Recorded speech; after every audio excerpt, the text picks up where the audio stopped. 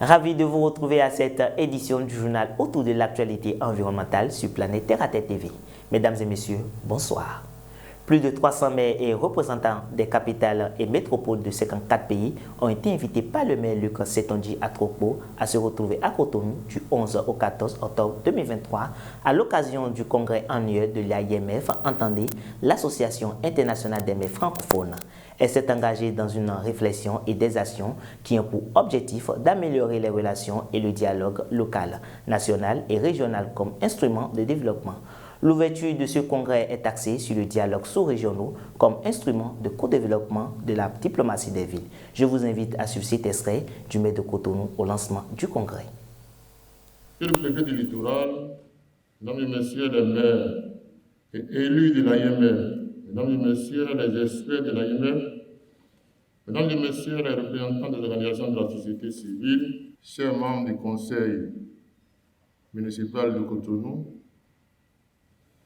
chers journalistes et professionnels des médias, mesdames et messieurs. Avant tout propos, je voudrais vous prier de recevoir le traditionnel akwaaba de la population de Cotonou en particulier et du Bénin en général.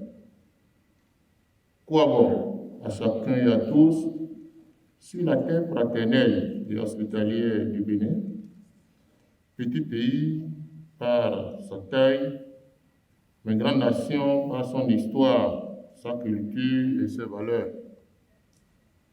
Au-delà de la ville de Cotonou, c'est le Bénin qui se réjouit d'abriter le 43e congrès de l'Association internationale des maires francophones AIMF, dont l'acte inaugural que nous consacrons ces jours est marqué par les tables rondes sur le dialogue sous-régionaux comme instrument de co-développement de la diplomatie des villes.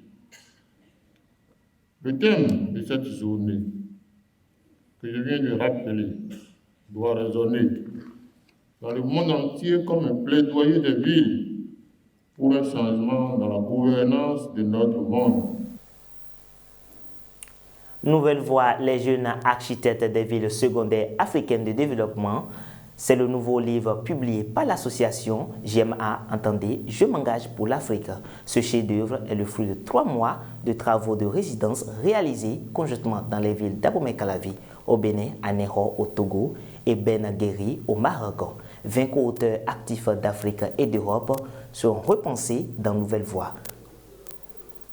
L'objectif de GMA de 2023 était de mettre en collaboration diverses compétences au service du développement des villes africaines secondaires, en mettant à cœur le dialogue territorial avec des décideurs publics et aussi privés et avec des citoyens. Pendant plusieurs semaines, 20 résidents d'Afrique et d'Europe ont collaboré pour repenser les éléments fondamentaux de l'attraction des villes secondaires africaines et ce, autour de 4 axes: vivre, recevoir, se déplacer et se réinventer. Aujourd'hui, Abomey-Calavi constitue une ville d'octroi de Cotonou, c'est-à-dire une forte population de ceux qui vivent à Abomey-Calavi ne produisent pas de recherche pour Calavi. Ils vont pour travailler à Cotonou. En même temps, c'est une zone qui est une zone de transition avec beaucoup de communes qui sont des communes de production agricole. Notre intention était de proposer des solutions concrètes qui vont permettre de transformer la réalité quotidienne des habitants des villes nouvelles ou des villes secondaires d'Afrique. Cette résidence a pris en compte les réalités de 3 villes principales, à savoir Abomey-Calavi au Bénin, Anéro au Togo et Ben Guéri au Maroc. GMA vise à engager les jeunes actifs à participer à l'élaboration des politiques publiques africaines. Il est important de refonder en fait le financement de ces villes secondaires et une des principales solutions, c'est d'arriver à concilier le développement local et les réflexions économiques nationales. Il faut que ça rentre dans le programme national économique du pays. L'étude menée dans ces différentes villes peut être adaptée à d'autres villes, mais il y a d'autres aspects non négligeables. L'étude qui a été menée sur Abomey-Calavi ou qui a été menée sur Anéro, si cette étude allait être menée sur la ville de Dogbo, et qui est une commune du Bénin, bien vrai que cette commune dispose de quelques atours agricoles, je pense que ce serait plus orienté vers le tourisme. Dans ces trois villes, les auteurs ont travaillé sur les questions de mobilité, tourisme, gouvernance et emploi. L'autre aspect essentiel souligné par les auteurs est l'agrobusiness qui est aussi un levier de développement des villes secondaires africaines. Les auteurs ont consacré leur réflexion au développement durable des villes africaines. L'ouvrage est déjà publié depuis le 20 septembre dernier.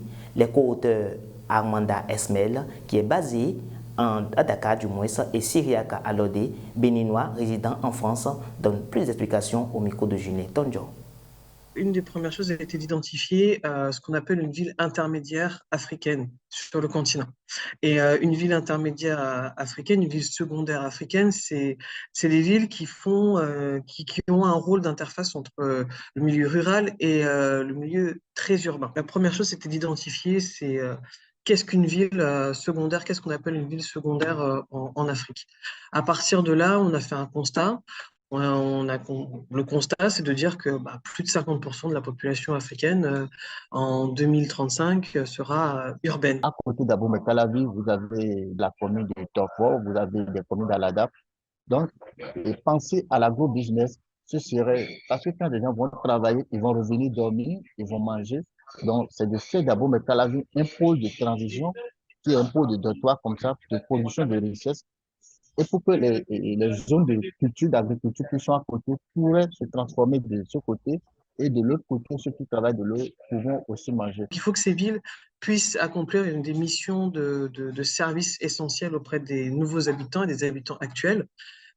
Et donc, elle doit absolument se focaliser sur les éléments de gestion, de finance et de gouvernance. On a identifié deux gros enjeux, c'est les enjeux environnementaux et les enjeux financiers.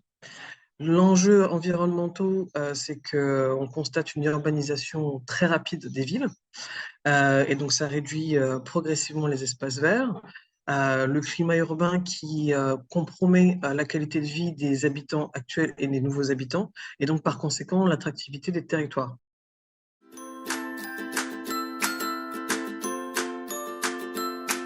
100% Terre vous fait découvrir les merveilles de la nature pour le bien-être de la peau et des cheveux. 100% Terre, c'est des beurres végétaux, des huiles végétales, des graines et des poudres. Passez votre commande en un clic. «